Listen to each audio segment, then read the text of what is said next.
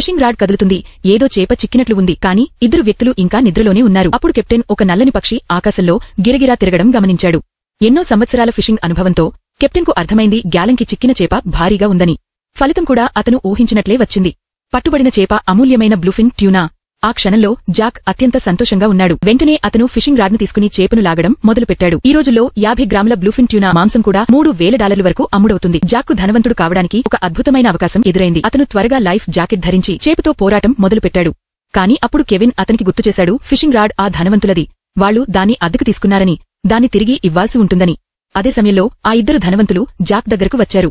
వాళ్లు కెప్టెన్తో రాడ్ను వెంటనే తిరిగి ఇవ్వమని డిమాండ్ చేశారు. వారి పట్టుదల జాక్కు కోపం తెప్పించింది. అతను ఒక అడుగు పొడవైన కత్తిని తీసుకుని వాళ్లతో ఇలా అన్నాడు, క్యాబిన్లోకి వెళ్లి పుచ్చకాయ తినండి. మొదట్లో ధనవంతులు జాక్తో మాట్లాడే ప్రయత్నం చేశారు. కాని అతను తమాషా చేయడం లేదని వాళ్లకు అర్థమైంది. చివరికి వాళ్లు బలవంతంగా క్యాబిన్లోకి వెళ్లిపోయారు. తమ ప్రాణాలను ఇంత చిన్న విషయానికి రిస్క్ తీసుకోవటం వాళ్లకు ఇష్టం లేదు. అంతా శాంతించాక జాక్ రాడ్ను తన శరీరానికి కట్టుకుని పూర్తి ఏకాగ్రతతో చేపను పట్టడానికి లాగడం మొదలుపెట్టాడు. 2 గంటలపాటు జాక్ మరియు ట్యూనా మధ్య గట్టి పోరాటం జరిగింది. జాక్ అలసిపోయాడు. కాని అతను వదల్లేదు. చివరికి ట్యూనా అలసిపోయి పోరాటం ఆపేసింది. చేప దగ్గరకు రాగానే జాక్ కెవిన్ను పిలిచాడు. కెవిన్ త్వరగా గ్లోవ్స్ వేసుకుని లైను పట్టుకున్నాడు. అయితే జాక్ రాడ్ను సంభాళించి గఫ్ను తీసుకుని చేపను పడవపైకి లాగడానికి సిద్ధమయ్యాడు. కాని అప్పుడు ఫిషింగ్ లైన్ తెగిపోయింది.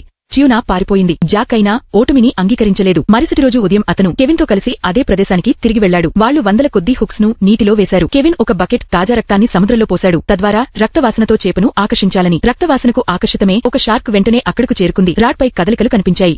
జాక్ త్వరగా రాడ్ను పట్టుకున్నాడు. కాని అది ట్యూనా కాదని తెలిసాక అతను రాడ్ను పక్కన నిలబడిన ధనవంతుడికి ఇచ్చేశాడు. షార్క్ బలం అంత గట్టిగా ఉంది. అది ఆ ధనవంతుడిని దాదాపు నీటిలోకి లాగేసింది. కాని చివరికి షార్క్ హుక్ను తెంచుకుని పారిపోయింది. జాక్ మళ్లీ తన స్థానాన్ని మార్చి ట్యూనా కోసం వెతకడం కొనసాగించాడు. అతను మరోసారి రక్తాన్ని సముద్రంలో పోశాడు. రాడ్పై కదలికలు మొదలయ్యాయి. ఈసారి జాక్కు నమ్మకం కలిగింది, ఇది తాను వెతుకుతున్న ట్యూనానే అని. అతను రాడ్ను పక్కన నిలబడిన ధనవంతుడికి ఇచ్చాడు. అతనికి తెలియకుండా జాక్ రాడ్ను ఆ ధనవంతుడి శరీరానికి కట్టేశాడు. ఆ మనిషి దృష్టి మరల్చిన సమయంలో జాక్ అతన్ని సముద్రంలోకి తోసేశాడు. ట్యూనా ఆ ధనవంతుడిని లోతైన నీటిలోకి లాగేసింది. అతని ప్రాణాలు పోయాయి. జాక్ చివరికి ఇలా ఎందుకు చేశాడు?